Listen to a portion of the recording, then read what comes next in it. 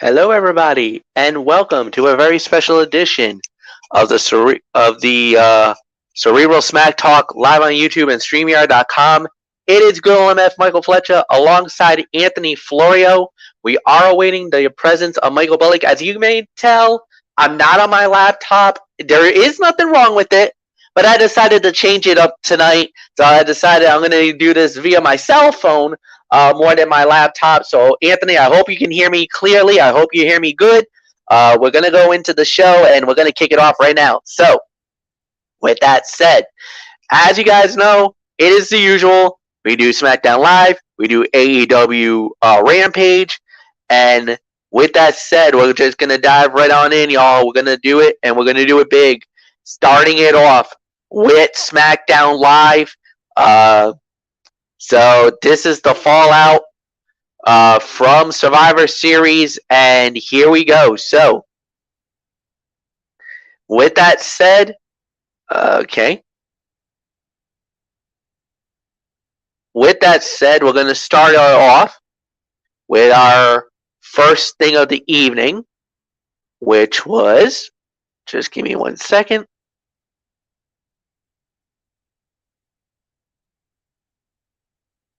All right.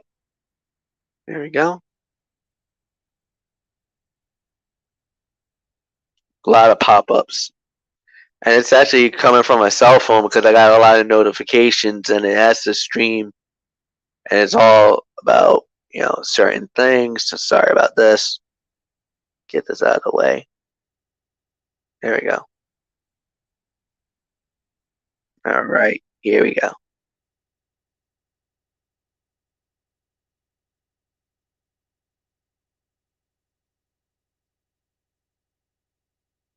All right. So, starting it off with SmackDown Live.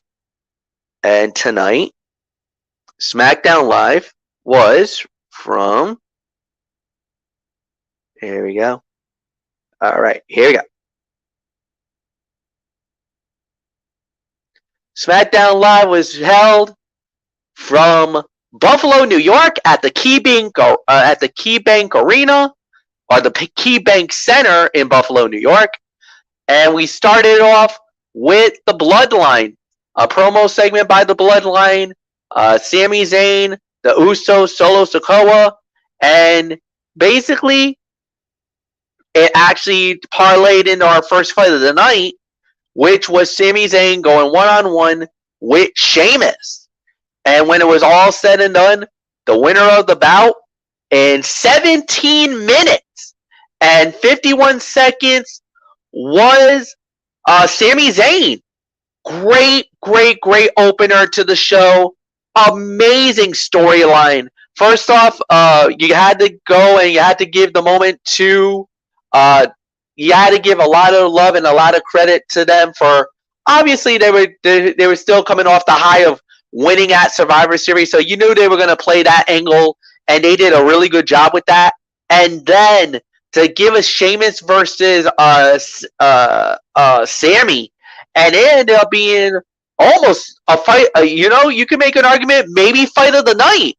It was that good. So really nothing more to say. I'll say this was easily 3.5 to 4 stars. So with that said, Anthony, it's yours. Well, I'll tell you, MF, this was a 4-star match for me. And this was the second best fight of the night for me. There was one that I thought was actually better, believe it or not. The match was very good, which is no real surprise given those involved, but really built to the finish. Jey Uso helping the honorary Uso secure the win furthered the idea that the issues between them have subsided. Jey Uso finally accepted Sami Zayn as a member of the Bloodline and reiterated it here. It'll be interesting to see if that relationship sours again, if Jey was right the whole time, and how great the quote-unquote "I told you so" will be if that proves to be the case. Jimmy Uso prevented Zayn from giving any credit to any other member of the Bloodline for what happened last Saturday at Survivor Series, instead saying the honorary Uso deserved the acclaim. And Sheamus warned Sami Zayn, "I hate to beat the bollocks out of a fellow ginger." And then the Bloodline and the Brawling Brutes fought at ringside to set up the distraction that allowed Jey Uso to kick Sheamus right into the sunset flip by Sami Zayn for the win. excellent match to start it off. 4 stars. Any other night, this would have been the fight of the night, but not tonight. There was one match that I thought was actually better. So with that, 4 stars, second best fight of the night. So not much more to say. MF set me up for the next relevant thing here. Yeah, so there was a couple of promo stuff, Bray Wyatt when LA Knight, so they had that going on. Then we had, a little bit of what was going on with Madcap and Emma. There's a little thing going there. So now we had Shayna Baszler versus Emma. Shayna Baszler wins the match in 4 minutes and 9 seconds, but after the match, Shotzi Blackheart comes out and makes the save, and then Raquel Rodriguez ran out. So it looks like, here we go again. So it looks like Big Mommy Cool is not done dealing with Shayna Baszler, and quite frankly, I don't blame her. So, Florio, it's yours. Interesting storyline here. Interesting storyline indeed. And, well, I'll say this. As Emma did against Ronda Rousey in her first match back, Emma put up an admirable fight, but a late match miscalculation saw Shayna Baszler cut her off on the top rope, then bring her back to the mat and apply the Kirifuda clutch for the win. After the match, Shotzi hit the ring, making the save for Emma. Baszler cut her off, and then Raquel comes out.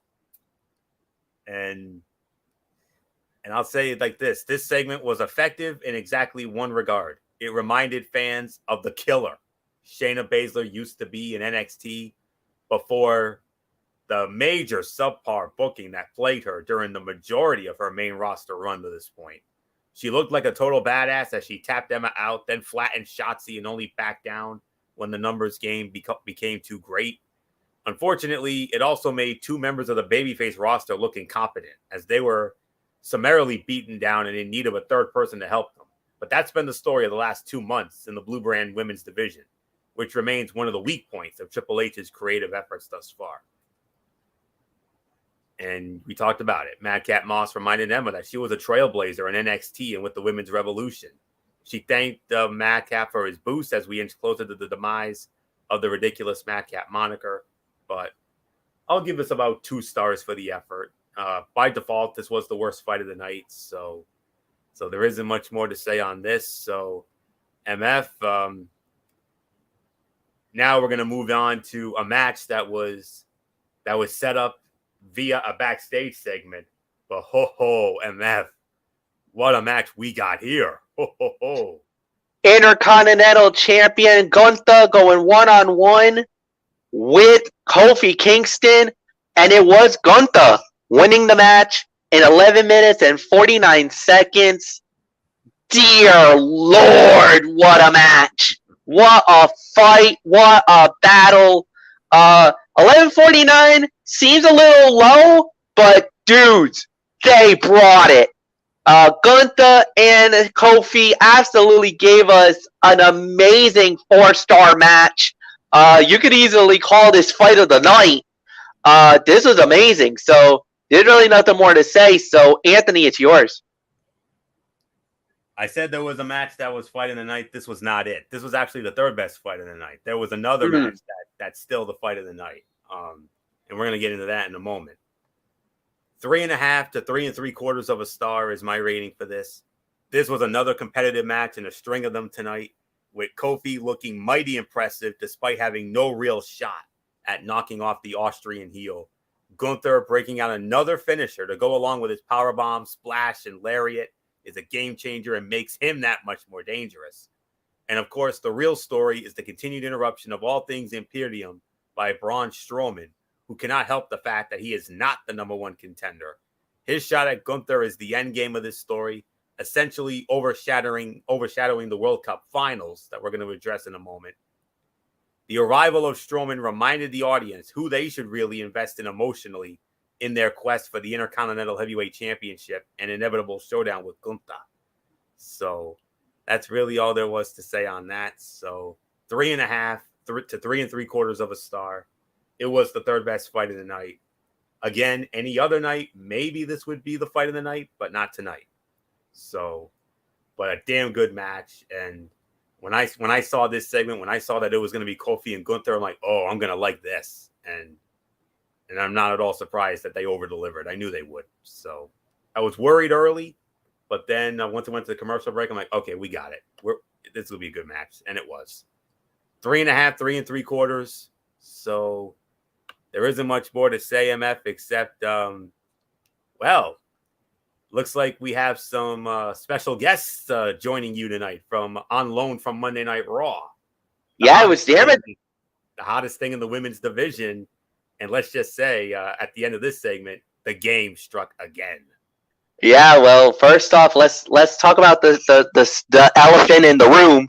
That guest from Monday Night Raw that you were talking about, Anthony, was none other than Damage Control.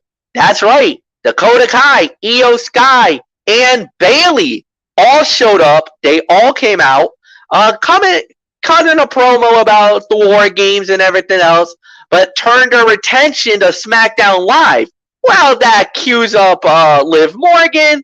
Morgan comes out, and, well, they were talking about trying to pick a fight. Well, 3-on-1, you're thinking, that's not going to be good for Liv. I love you, Liv, but you might be getting yourself in trouble.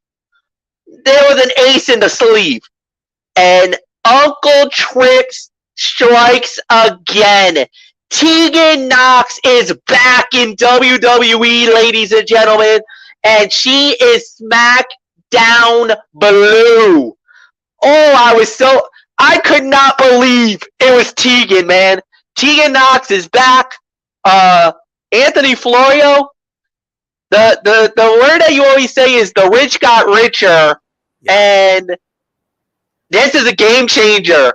What a moment. Tegan Nox back in WWE, number one, but more importantly, now a member of the Blue brand and SmackDown Live. And we get to rekindle the awesome rivalry between her and Dakota Kai. Yes. Because remember, in NXT, they were like you and me, MF, inseparable. They were besties, but oh boy, did that change in that War Games match in 2019, that NXT Women's War Games match, when Dakota Kai turned her back on Tegan Nox and led to that hardcore type match they had at the TakeOver in Portland, February of 2020, which is when we got Raquel. And that's when Raquel came into the picture, as we all know. And then that took off. And, well, we're going to get a rekindling of that here. We are very excited about this. But here's the thing. The Buffalo, my fans in Buffalo. I mean, all right, I know it's not Bill's Mafia or anything like that. We were in the home of the Sabres, of course, but the Buffalo fans did not do Nox any favors with their subdued reaction. And that's something that was an issue all night long. But her return is one of the best of the Triple H regime so far. Battling knee injuries in NXT and non-existent creative plans on the main roster, the competitor with the world's shiniest wizard never had the opportunity to establish her legacy in WWE, and tonight represented the first step in a second chance at leaving her mark, booking her alongside the very over Liv Morgan against the unsung MVP of women's wrestling in Bayley, not to mention former longtime friend and partner Dakota Kai and the great Io Sky, is a fantastic decision that should benefit her exponentially in the coming weeks and months. And Nox rocked Bayley with her version of the Shining Wizard, and the role model sold it perfectly, going limp as if she had just been laid out by the most devastating finisher in the industry. Fantastic segment, and another big steal for the SmackDown Women's Division. They definitely needed it, and MF, you got one. You got yourself a diamond in the rough there in Tegan Nox, and with Uncle Trips, Papa H running things.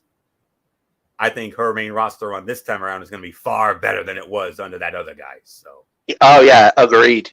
So McMagma criminally underutilized her, used her oh so wrongly, But this time around, with the game running things, and we all know how high he was on her back when he was running black and gold. Oh, yeah. In the immortal words of MF and Jim Ross, MF business is going to damn sure pick up in the SmackDown women's division. Yeah, absolutely.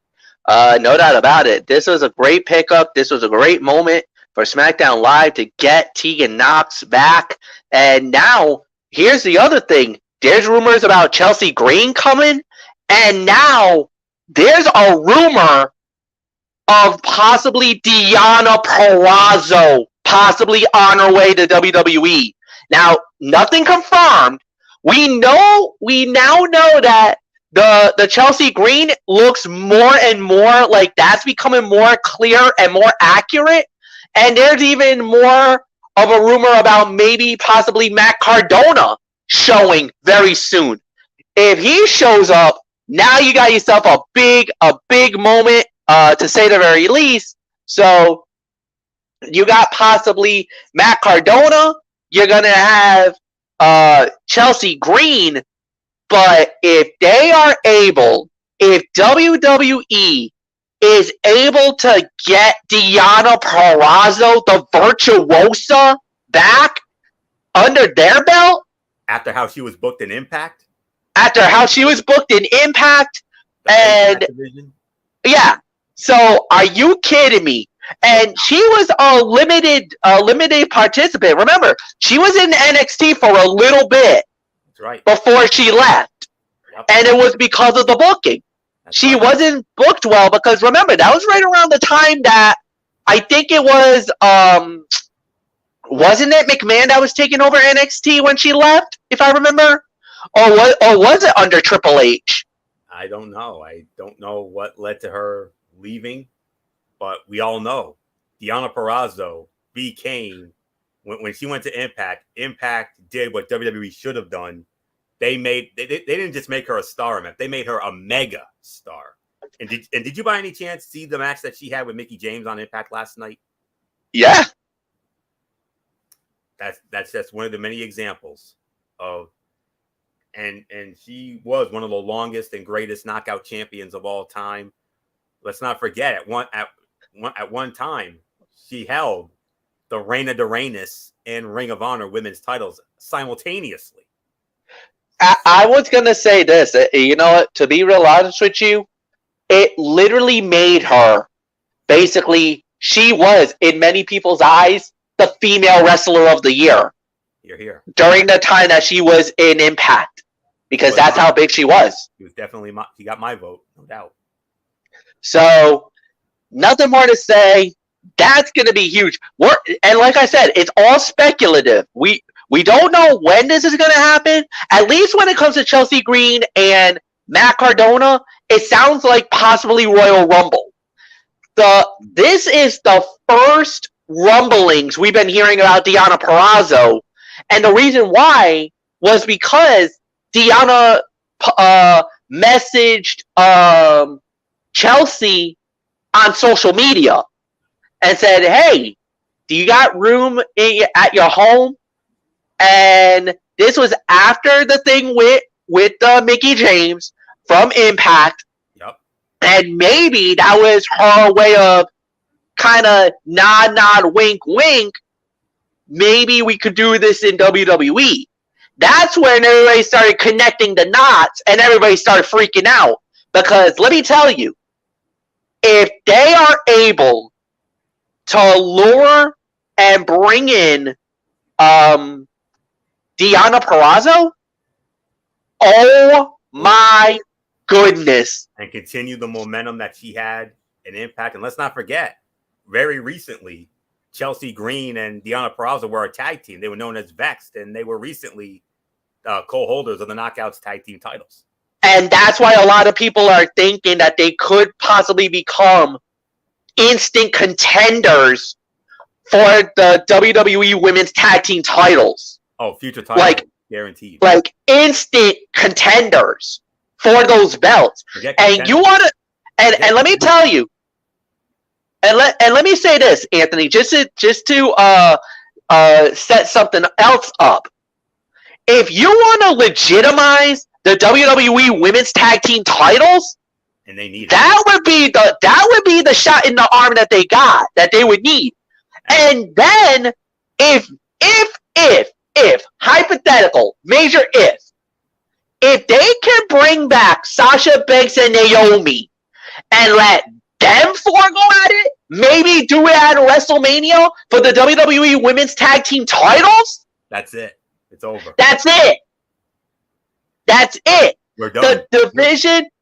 The division gets revolutionized, and we finally get our moment in the spotlight. Nothing more to say. SoFi. Can you imagine if that happens at SoFi? Whoo! Full capacity. Yeah. Let's go. Over 100,000 guaranteed on both nights. Oh my God. And WrestleMania is right now hot because with everything that Trips has been doing, like they've been saying in their latest conference call that they had, they've been, back then they were only averaging about maybe 40, 50%, maybe 60% capacity with McMahon. They are saying now especially Monday Night Raw, SmackDown, and pay-per-view, they have been filling about 90 to 95% of their arenas. I'm wondering how many we got last week when SmackDown was here. From what I've been told, it was almost a sellout. They're saying it was about maybe 90%. So they said, because I think the average that they normally do is about 8,000, or I know they said it's like 10,000 something, but they said it was about, and I'm going off of statistics from our former colleague, and he eyeballed it, and he said it was about maybe 8,000 at SmackDown. He said it was completely packed. And according to my guys from the 2184 crew that was at the show, they were saying the exact same thing. That they were talking about they were saying about the same thing, about probably almost a full sellout. And Michael and an insider an insider from Michael Bullock's side of things, believe it or not, who went to that show last week, informed him that they're coming back to Providence for Monday Night Raw on March 13th, which means we're, for the first time in I don't know how long, maybe ever, we're getting the WrestleMania sign. Yep. That.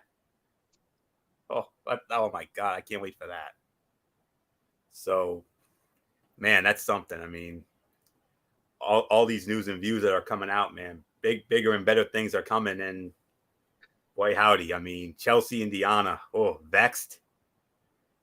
If we get the same vex that we got in Impact under WWE with Triple H, look out. Yeah. Look out. So I don't know what else there is to say that hasn't been said already. Yeah. Now, MF, it's on to the main event. The main event. Yeah. The finals of the World Cup, Mexico versus USA.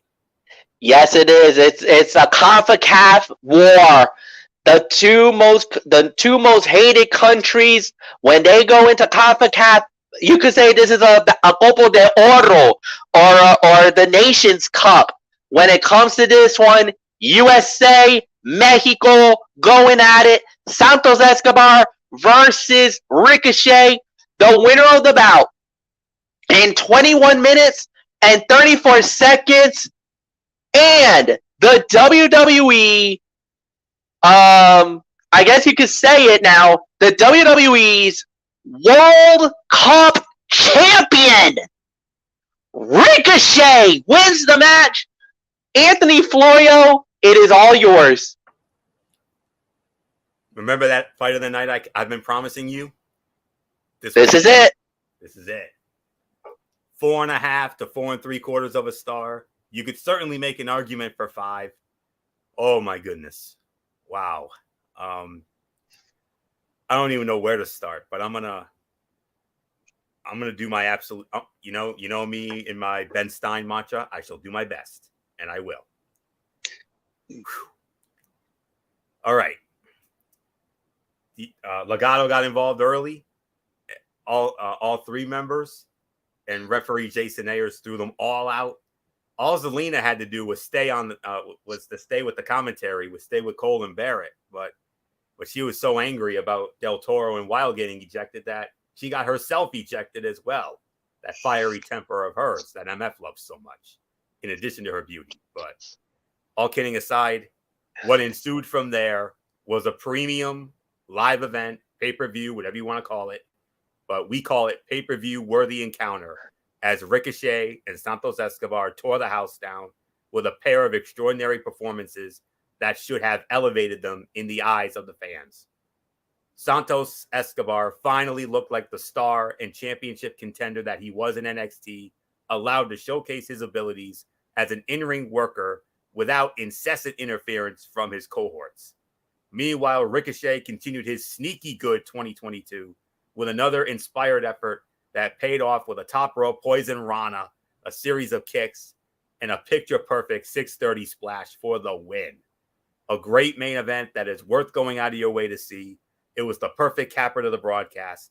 And more importantly, it set up a show-closing stare-down between Ricochet and Gunther, which helped put over their battle for the Intercontinental Heavyweight Championship 2 weeks from tonight. Smackdown, December 16th, NMF. We're gonna do this sucker. There's only one. I mean, there's a lot of great venues you can do this in. So many. We don't have time to name them all. But I can't think of a greater venue to have it in, other than the Garden and all that good stuff. But in 2 weeks, you know where we're doing this thing? We're doing this thing in the IWC capital of the world, Chicago, Illinois. Let's go. Oh, yeah. Rosemont, Horizon, Allstate Arena, Chicago. IWC. You don't think they're gonna like that? Oh, they're gonna have a field day with that one, no doubt. Yeah, especially Gunther. So, yeah. All right. As I stated, referee Jason Ayers ejected Cruz del Toro, Joaquin Wilde, and Zelina Vega, much to MF's chagrin, from ringside at the first hint of interference, ensuring the match remained one-on-one. A double crossbody spot led to a double down and allowed Ricochet to create the separation he needed to attempt a comeback. Santos Escobar leapt onto the guardrail and delivered a Hurricane Rana to Ricochet off the barricade into the floor below. Ricochet tried for a shooting star press, but Escobar got the knees up, leading to a dramatic near fall. Wow. Oh, my goodness. What an incredible match. And to let these guys not only be in the main event, but to give them 21 and a half minutes or so, to let them do their thing with no legato whatsoever. Oof, man. If it wasn't for that small smidgen bit of interference, I probably would have pulled the trigger and I probably would have given this 5 stars. But for tonight, it's 4.5. You can certainly make an argument for 4 3/4. This is definitely should be considered a television match of the year candidate for sure. It's one, like I said, you got to go out of your way to see. MF, I don't know if you've seen the match yet, because I'm sure you're probably working, but if you get a chance to see this match, you're gonna be a proud papa, man. That's all there is to say on that, because we all know you are Mr. SmackDown, and this was a match worthy of Friday Night SmackDown main event status. Absolutely. And you easily could have done Sheamus and Sammy in the main event, but I am more than happy that they gave the main event spot to these two. Not only that, but they also they gave them 21 and a half minutes, and we ended up getting one hell of a banger here tonight. Standing ovation for both men. Well, a great effort from both. It's a shame somebody had to lose, but the man that MF calls half man, half amazing does it again. And now he finally gets his long overdue rematch with Gunther. And oh boy, Chicago, 2 weeks. Brace yourself. That's all I'm going to say on that. So take a bow, MF. That was phenomenal.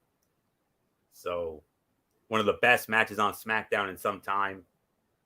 And it's definitely going to lead to some bigger and better matches coming down the road soon over the next few weeks. So, oh boy, wow.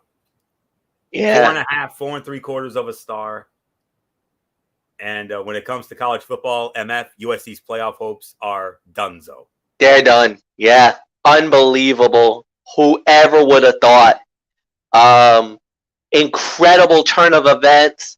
And now the committee has a decision to make. What happens now? Who gets that second spot? Who gets that fourth and final spot? So the one team that could not afford a loss just lost. Emphatically too. So yeah, I don't see any way that they can be saved, especially now. So nothing more to say on that front. So I don't know. We'll have to wait and find out. So nothing more to say. And yeah, Anthony. Your thoughts on that main event? As far as the main event goes, unbelievable match, unbelievable fight. I don't think there's anything more that for us to even say. Like we said, this was without a doubt. This was fight of the night. 4 stars, no doubts. I don't. How are we supposed to top that? You know, how are we supposed to top it? So this was incredible. This was amazing, and there's really nothing more to add. So Anthony, it's yours for the overall review. With all due respect, MF, I think you underscored the main event just a smidge, but just a smidge. Well, but that's just like I said, with all due, but nonetheless, I'm not going to let that. Let me just say this, MF. I mean, take a bow, man, because this was a fantastic Friday night Smackdown here tonight. Buffalo, yeah. Wow, what else is there to say except 3 quality matches tonight? That main event was an instant classic. I don't know if you're going to see a better match than that. I mean, I haven't seen a better match than that in a long time, and I don't know if you'll see a better match than that if you live to be 100 years old, man. That's all I can say. So you got to go out of your way to see it because that was wowzers. Sheamus, Sami Zayn, second best fight of the night, and then a beyond fun little sprint with Kofi Kingston and Gunther. I mean, 3 pay-per-view quality effort matches tonight. And then another surprise Triple H return, Tegan Knox. Maybe the crowd in Buffalo wasn't all that enthused about it, but who cares, man?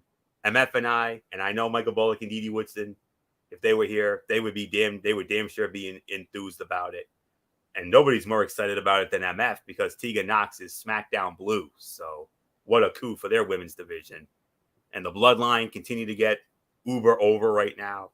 Sammy and the Usos just doing their thing. And even without the tribal chief, but whatever, man. I mean, Buffalo.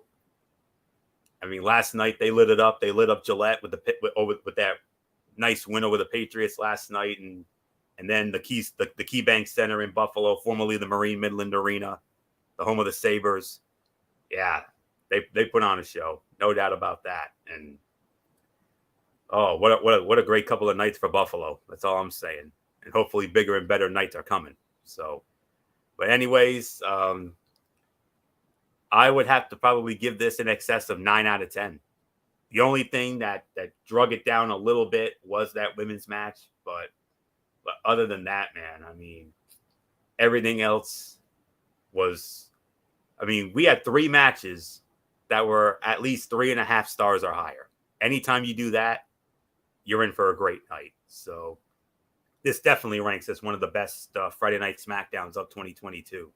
So the future, and as Pat and Barbara McDonald of Timbuk 3 famously sang in 1986, MF, when it comes to SmackDown, the future's so bright, we got to wear shades. So absolutely. 9 out of 10, man. Take a bow.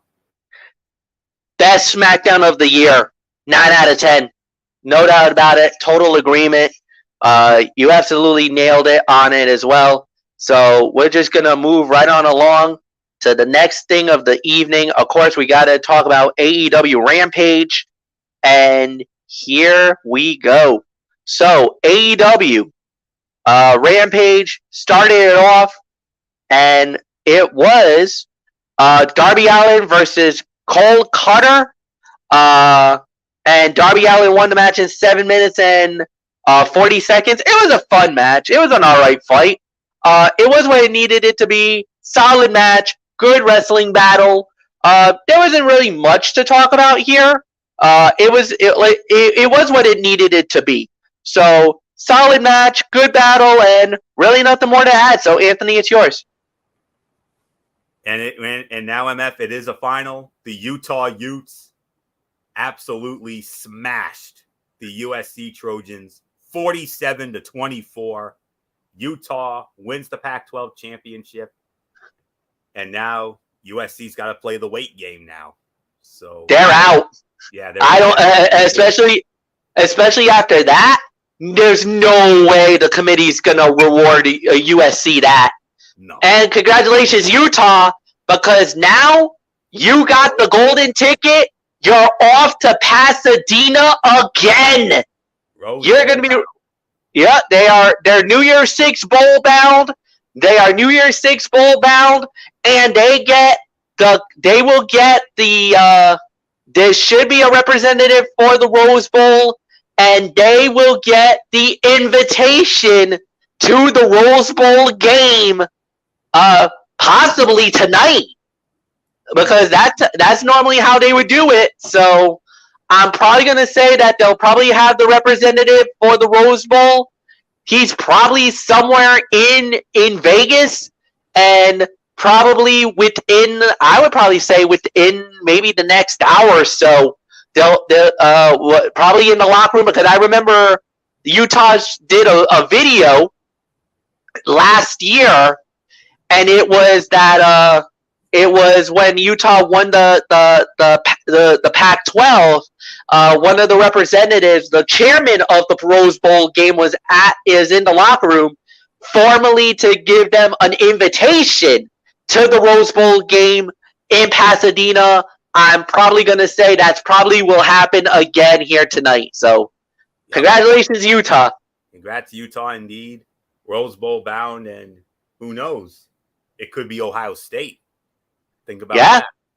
Could be Ohio State. So could be Alabama. Does that give Alabama the ticket? So we'll see. We'll find out. We'll find out on Sunday.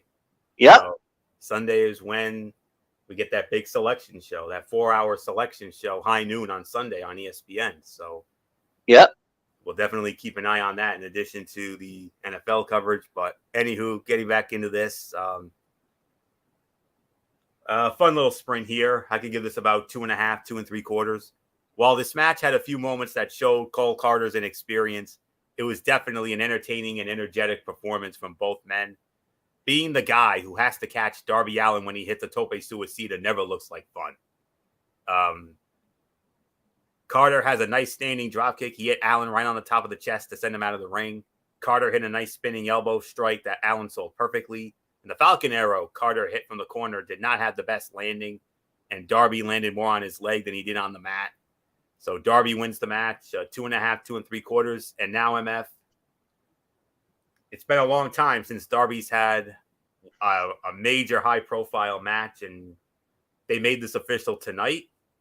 MF, how about this? Wednesday night on Dynamite, Darby Allin had the guts and the cojones to call out Joe. He called out Joe. And we're going to get it. Wednesday night, Dynamite, Darby Allin is going to challenge Samoa Joe for the TNT Championship. MF, how about it? Yeah, it's going to be a very good match, a very good championship fight. So, yeah, I'm looking forward to that one. So, we'll see how that plays out. All right, so next up we had was Private Party versus Jeff Jarrett and Jay Lethal. Jarrett and Lethal wins the match in 7 minutes and 4 seconds. Anthony, it's yours. Another 2.5 stars for this. This match unfolded the way you would expect. Jay Lethal and Jeff Jarrett used some dirty tactics and their veteran experience to control most of the action. But Private Party kept finding ways to stay in the fight. It had some fun moves, but this match felt very random. Mark Quinn stood out the most for his high-flying antics, but he was the one who ended up being pinned by Jay Lethal in the end. Cassidy had some individual success earlier this year. Quinn should get the same treatment. He's very good when he gets going. And it felt like most of the bout happened during the commercial break.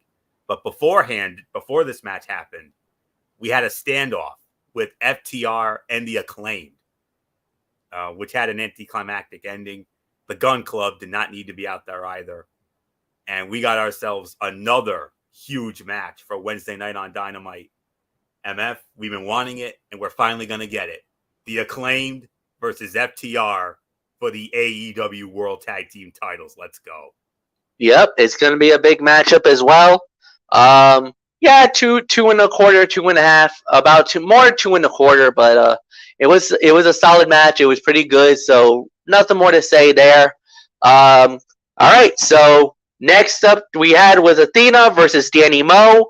Athena wins a match in a minute 27. We're not going to talk much about that. Then we got ourselves the main event of the evening. That was a lumberjack match for the All-Atlantic Championship, as it was QT Marshall going up against Orange Cassidy. Orange Cassidy wins the match in 9 minutes and 31 seconds to successfully defend the title. By default, it was the fight of the night, even though it wasn't anything to write home about. This was 2 3/4 to 3 stars. Yes, it was a fine match, but it really didn't wow us. It didn't really set anything off on us. It was there, but it was enjoyable for what it was worth. So nothing more to say. Anthony, you had final say. Decent main event, but there was definitely a lot packed into one segment. The House of Black ending the show by beating up everyone they could get their hands on was a good way to go out. Orange, let's see. It's always easy to see why QT Marshall is such a fixture on AEW Dark. He is so good at making other people look great in the ring. He may never be the kind of big star who wins the AEW World Heavyweight title, but what he brings to the table is just as important. He's helping to shape the future of this company and the business by training and coaching, whether you like him or you don't.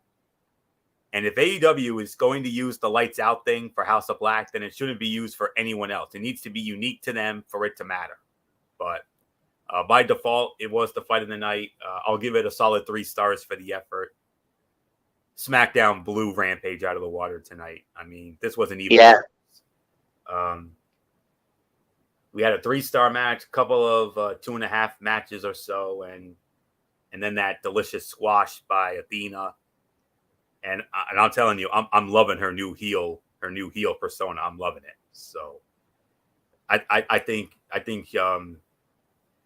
heel turn this heel turn is going to do some wonders for Athena. I think it will.